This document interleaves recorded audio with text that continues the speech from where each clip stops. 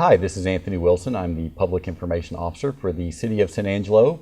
Welcome back to the city. Joining us today is our Police Chief Tim Vasquez, and he is here to talk about the teen curfew here in San Angelo. Chief, thanks for being with us. Thanks for having me. The teen curfew predates your time as police chief. Talk a little bit about how and why it began. Back in the early 90s, we started seeing a significant increase in juvenile crimes. And specifically gang-related crimes, and a lot of juvenile gangs at that particular time. And so as we saw the increase in juvenile crime and increase in violence, I think it was somewhere around 95, 94, we started seeing drive-by shootings occur on a regular basis, sometimes 4 or 5 a week. And the administration at that time felt there was something that we could do to try to address that. Also understand that it wasn't just about deterring the crime, but it was also about having less juvenile victims, because obviously they're going to be victims if they're out after hours. So what does the curfew specifically prohibit at this point? The curfew says anyone under the age of 17 cannot be out between the hours of 11 p.m. and 6 a.m. Sunday through Thursday. And then on Saturday, it's 12 a.m. to 6 a.m. Saturday and Sunday. Now, when you say 17, some people may say, well, that seems a strange age to me, but in the eyes of the law, a 17-year-old is an adult, correct? Absolutely. Obviously, this is for a minor under the age of 17. The state of Texas recognizes an individual as an adult the day of their birthday on their 17th birthday, at which time they're responsible for any crime they commit, any kind of financial issues they acquire. They're an adult, and from then on, everything is permanent. Now, you mentioned about the hours that people 17 and younger cannot be out, but there are some exceptions. There are some defenses to that. What are those? Okay, I knew you were going to ask that. Some of the exceptions that I can remember are if the person is with another sibling that is over the age, if the person is at the direction or the minor is at the direction of a parent going from point A to point B without detour. We have a religious event, a school event, anything of that nature, as long as the minor is going from point A to point B without any detour. Those are pretty much the exceptions. And you can be in your front yard. Obviously, you can be at your own home in the front yard and outside and be within the curfew. So when you talk about at the direction of the parent, so if the parent says to their 16-year-old son, I need you to go to the grocery store and buy a gallon of milk. And as long as he's somewhere in between the grocery store and his home and happens to get pulled over, then he's all right. Yeah. And obviously the officer is going to follow up with the parent and say, I need to know this, and did you know this? And but it has to be that. When you look at the amount of citations that have been issued over the years, we're talking several hundred when we first started the program. And here in 2012, we're already down to we're probably about 35. So it doesn't happen very frequently. Back then, it was parents just didn't care, or their kids were out. So when a minor, understand this, when a minor gets a violation, the parent is responsible for that fine. And so when a minor would get a curfew violation or gets a curfew violation, the parent has to show up in court with the minor. Now, the minor might get some kind of probation, might get some community service, but the parent's not going to go without getting something too. Of course, this was started to try to curtail some of the teen crime that we were seeing back in the 90s. Absolutely. How effective has it been? I think it's been very effective, especially when you look at the numbers, the significant decrease in numbers when we're talking about juvenile victims, juvenile crimes. And I brought some stats if we wanted to look at some of those. But when you look at the numbers, it's astonishing in how much, for instance, criminal mischief has gone down. Now, we still have the rash of somebody driving around with a BB gun and shooting windows out. But when you look at those numbers compared to the numbers in the mid-90s and the early 90s, it's night and day difference. And that was going to be my next question. Are there particular types of crimes that you've seen the biggest decreases in? Absolutely. And I've got this right here. And this is a comparison of 95 to 2012. Theft, for instance. When you compare 1995 to 2012, we have during those hours 102 in 2012 compared to 447 in 1995. Assaults, which is obviously something that's concerning. When you look at that in 1995, we had 375 assaults that occurred in the curfew time compared to 157 in 2012. Are all these crimes right here are not necessarily based off of juveniles or adults, but it's the times that the curfew is in place. So you can see that it's decreased quite a bit. Deadly conduct, which were drive-by shootings in 1995, 16, in 2012, 0. Inhalant abuse, which was another big thing, 77 in 95 and down to 8. And then, runaways. Here, this is a big one. The runaways in 1995 was 662 to 362 now. Disorderly conduct, which is fighting or cussing or doing those type of things, was 420 to 85. So you can see it's a very significant decrease in those numbers. Which I guess for some who may not be supportive of the curfew may raise the question of whether or not it's still needed or not. So how do you respond to those sort of criticisms? It's a valid question. At the council meeting, council member asked, where is the threshold? Well, I don't know when the threshold is. I know that this has become an effective tool that has not been abused by our department. And the numbers show that it hasn't been abused by our department. By the number of citations that have been Absolutely. When you look at 2012, like I was saying earlier, 2012, we have made 514 juvenile contacts during the curfew hours. However, we only wrote, 38 citations. Mm-hmm. So out of 514 contacts that we made with juveniles during curfew hours, there was only 38 citations written. And in most instances then, does the officer, once they contact the juvenile, are they then in contact with the parent? Either they are turned over to the parent or sent on their way? Or? Yes, yeah. That's what we try to do depending on the age. And obviously if they're 15 or younger, then we have to require a parent's signature on the citation. So they'll be contacted and said, you got to come pick up your child, and then we'll release the child to you. But to answer the question in regards to, I think it's been a very effective tool. I think it's a tool that if we took away, we might see an increase in crime.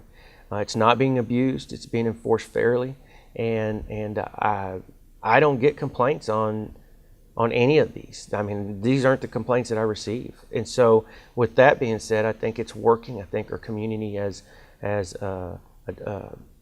adapted to it and has accepted it and understands it. And for the most part, I think the majority of our community appreciates the fact that we have that.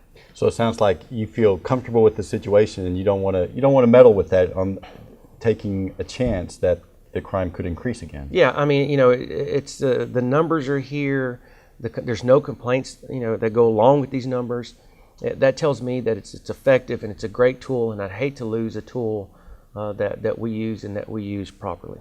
The City Council reviews the curfew every 3 years, and the support for it just a month ago was unanimous. Can you foresee any point in the near future where we wouldn't need a curfew, or where that support may wane and we wouldn't have it? I don't see that the support will wane. I don't see that at all. I think that when you look at their council members, and it's a great cross representation of San Angelo, I think they all have seen the benefits that have come along with the curfew. Some during their tenure as council members, some obviously the curfew's been around longer than some of them have been council members. And I think they see that it's working. So I don't see us losing that there. I would say the only way that I would see this leaving in the very near future, or in the future, would be through a legislative change or something along that lines that said you will do a curfew for this long and then you have to eliminate it, or just eliminate curfews altogether. But of course, in the school system, you have officers in some of the schools, and they do educational programming throughout the year, all different age levels. How much of a difference do you think a program like that and outreach like that makes in reducing juvenile crime? I think it does make somewhat of a difference. When you look at what we're trying to do, we used to have the DARE program, and there was a set curriculum with the DARE program. But we realized in our city, that's why we left DARE and created DREAM. And because it allows us to focus on more than just drugs and alcohol, it allows us to focus on juvenile issues, bullying, cyberbullying, prescription medication, those type of things that are occurring in our community in the city of San Angelo. And it allows that interaction and allows us to educate the young people on those particular topics that are specific to them. And I think that interaction is great. Anytime you have interaction, a positive interaction between law enforcement and young people, there's not anything bad's going to come out of that. And I assume that if you're able to impact that behavior early in a juvenile, that has a ripple effect as that person gets older, that hopefully they're not engaging in crime as an adult. I think so, and I hope so. I hope that that's how the program affects these young people. Unfortunately, a lot of them don't really understand the difference between right or wrong, and at the age that they're at, they should. And so, if we can teach them that, and we can teach them accountability and responsibility, then I think the programs are working. We've been talking with Police Chief Tim Vasquez about the teen curfew. We will be back in just a moment to talk with our airport director. But first, we're going to spotlight another outstanding city employee, this one from our Stormwater Division operation. My name's Arthur Gonzalez. I'm the supervisor for the Stormwater Department, and I've been with the city for 5 years.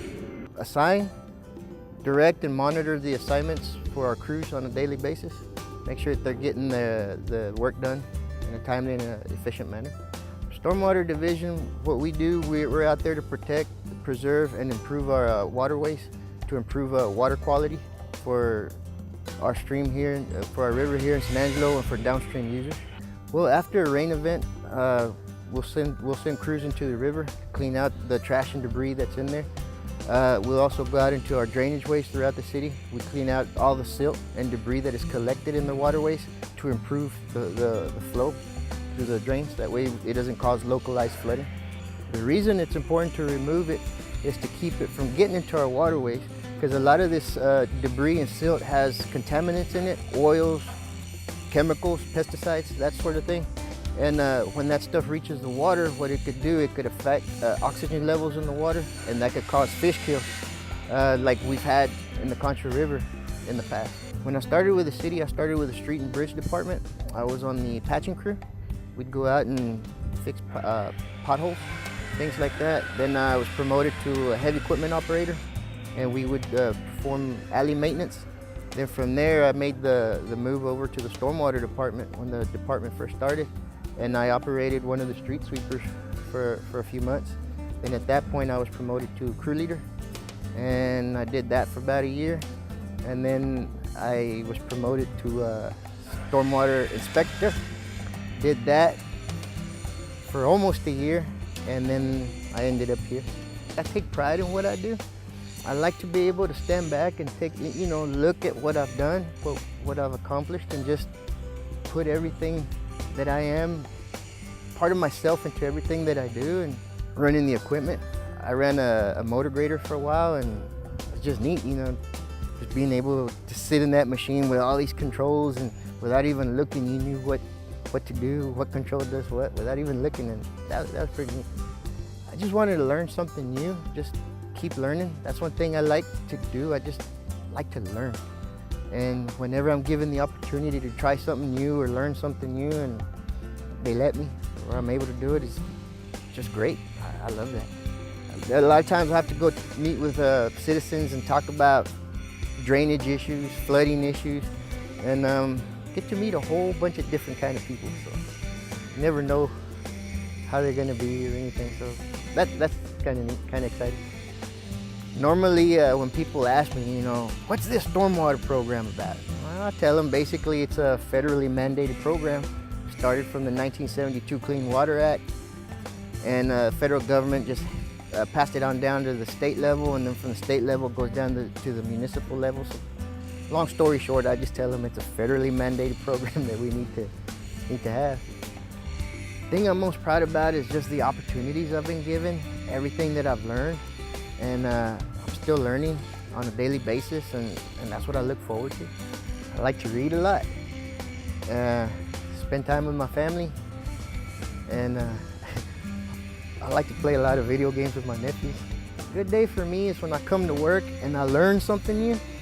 I just get real excited about that, and I go home and explain to my wife what I learned, and she'll sit there and start falling asleep. So. But anyway, that's what I like doing. I just get really excited with it.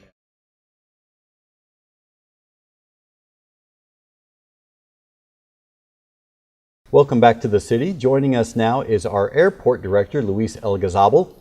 Luis, thanks for being with us. Thank you. Glad to Now, be here. this is obviously the busy season for holiday travelers. So what sort of advice right now would you give to people who are flying in and out of San Angelo Airport during the holiday season? Well, Anthony, the first thing for any traveler, especially during the holiday seasons, is please show up early. American Airlines asks that you show up at least an hour and a half.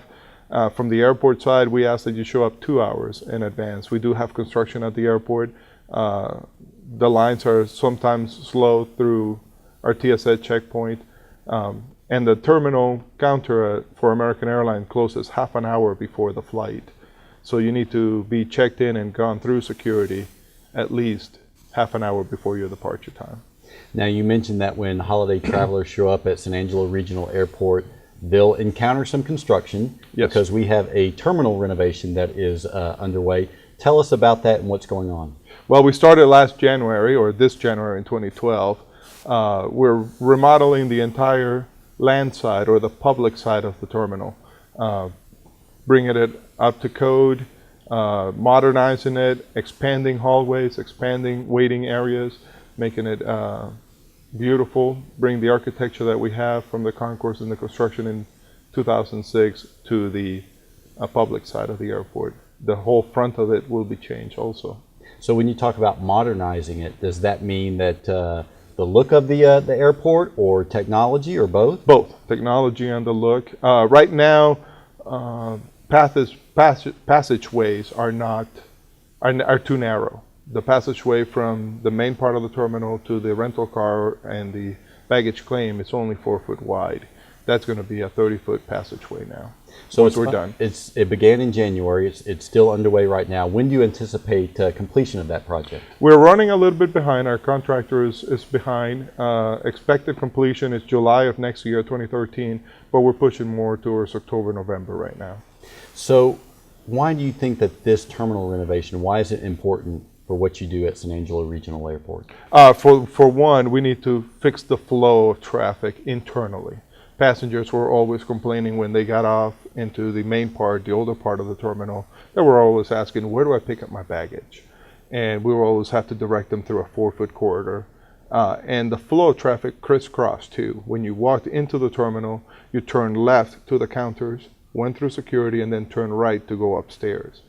It was not intuitive to do that in the US. So now we're fixing everything. So most of the traffic is on the correct side, the right side, inflow and outflow of passengers. So this terminal renovation follows a renovation of your concourse very recently. Remind folks what was done with the concourse area prior to this project beginning. In 2006, we did not have jet bridges. Current management at the time, airport management, met with the Federal Aviation Administration to try to get enough funds to renovate the whole terminal. Funding could not be obtained completely at that time, so it was decided to build 2 jet bridges and an upstairs concourse. So all of that was built in 05, 06, completed in 07. Actually, the February when I first started in San Angelo was the ribbon cutting for that concourse. Now we're bringing everything, continuing the same architecture and the same feel to the public side. And I think anyone who has been on that concourse now is impressed by it, because it's very, very nice. But what has the public reaction been that you've heard about that project? Oh, it was great. It's excellent. Actually, it's expected now at all airports. People don't want to walk outside in the weather. People don't want to walk in the cold and heat, especially for us in the heat here in Texas. So it's expected to have a jet bridge to go to an aircraft. Very positive reviews from when I started in 07 until now. People love it. Once this terminal renovation is complete, are there plans for any future construction projects at San Angelo Regional Airport? Not in the terminal. We will always have construction at the airport, but we will go back to the infrastructure, taking a look at the approaches, taxiways, runways again. We should be doing something in the pavement every 5 to 10 years. By the time we're complete with the terminal, it should be time to go back to addressing some of the infrastructure, taxiways and runways. And when you talk about the improvements that have been made both to the concourse and to the terminal, how are those generally funded? They're all funded through the Federal Aviation Administration. Airport Improvement Program, which in the past had been 95% funded from the FAA, 5% funded from the airport. None of this funding is coming from the tax base. The airport side is funded through the passenger facility charge, or PFC, which is a $4.50 fee that is collected for every passenger that flies out. So in other words, the San Angelo taxpayer, unless they have flown through San Angelo Regional Airport, is not bearing any of the cost of either of these projects. Correct. Everything is borne through the AIP, which is a ticket tax, or the passenger facility charge, which is a fee on flying out. And that's a local fee, so it only stays here locally in San Angelo. For people who don't realize how busy San Angelo Regional Airport is, and of course some people refer to it as Mathis Field, how many flights do you have through there a day? How many passengers over the course of a year? We have 4 commercial flights a day, American Eagle, with 4 flights to Dallas-Fort Worth, and from there to the rest of the world. We're averaging right now, actually it's picking up, between 57,000, 58,000 enplanements or passengers flying out of the airport. You mentioned those enplanements are increasing, and of course there are bigger airports in Midland and obviously in places like Lubbock and Dallas and San Antonio. Why do you think more people are choosing to fly out of San Angelo Regional Airport? The oil industry has been a plus to us. We've been getting a lot of traffic through the oil business lately. That has caused an increase in our operations. Also, Goodfellow Air Force Base is 10% of our traffic. Not having an airfield at Goodfellow benefits us, especially the students flying in and out for classes at Goodfellow. And in addition to your holiday travelers right now, I assume you also see a lot of hunters coming to town. Absolutely. November through January is very busy with hunters. Now with these terminal renovations, with the concourse improvements, are these things doing anything to enhance San Angelo's opportunities to land a second airline Absolutely. We're still in the process. We have been for the past, year and a half, seeking additional air carrier service to San Angelo. Anytime that you have new facilities, improved facilities, it's always beneficial to attract air service. Talk a little bit about some of the efforts to gain a second carrier in San Angelo. We have done several. We've visited with United Airlines in Chicago, SkyWest Airlines in Utah. We've attended several conferences where we meet with several airlines. However, due to the economy and the mergers that have occurred nationally, a lot of people are leery or stand back a little in starting new markets. If you had a market that was extremely busy, we would have those air carriers here. But going from 56,000 enplanements last year to try to attract a new airline is difficult. But we're still continuing. And when you're looking for a new airline, are you looking for one that is flying in a particular direction or to a particular destination? Right now we're concentrating on a flight to Houston. We've done 2 surveys in the community, and the majority of the survey results have indicated that they want a direct flight to Houston, not only to the Houston area, but also connectivity through the United Continental system. You mentioned some of the challenges. Are there any other challenges that you face in trying to get a second carrier to come back to San Angelo? Right now, the economy and trying to convince airlines, all the airlines are going through a tough economic time. Trying to convince them to start a new market is difficult, and we're trying to do that. Also, one other aspect that we're using, one other avenue, is a small community air service grant, which we were awarded last year. It's $500,000 worth of federal funds to entice air carriers to start service or continue service at a market. So we were able, the only city in Texas last year to obtain that grant, and we're using it. There's only been another city this year in 2012, and that's Corpus Christi, but they're having difficult times too, just like us, trying to attract new air service.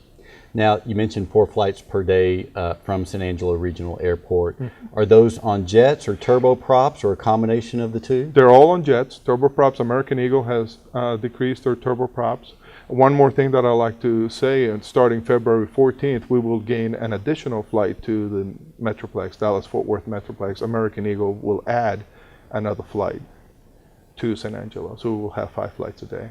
Now, in addition to providing carriers for travelers, you also have a fair amount of business out at San Angelo Regional Airport. Talk a little bit about what's going on out there beyond just travel accommodations. Not going into detail, we do have a lot of government activity at the airport, especially on the north side of the airport.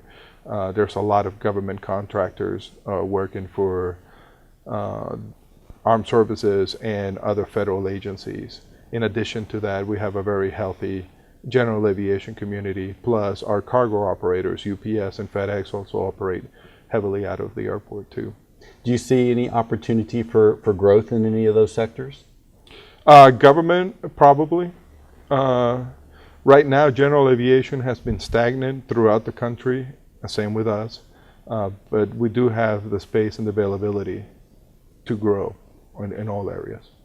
And you know, at one point there was plans of sort of making the airport the center of an industrial park, if you will, with lots of those sort of carriers.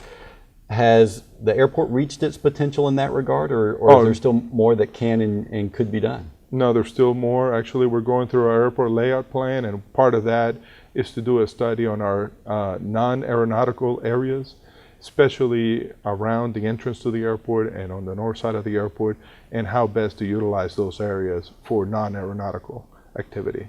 Now, if people are wanting more information about San Angelo Regional Airport or your carriers, what's the best way that they can go about getting that? The best way is to visit your website, the city's website, sanangelotexas.org. We have a link in the website. We also encourage folks, if they're looking for air carrier activity, to go to www.aa.com, which is American Airlines website. Very good. We've been talking with our airport director, Luis El Gazabal, and we hope you'll be back for the next episode of The City.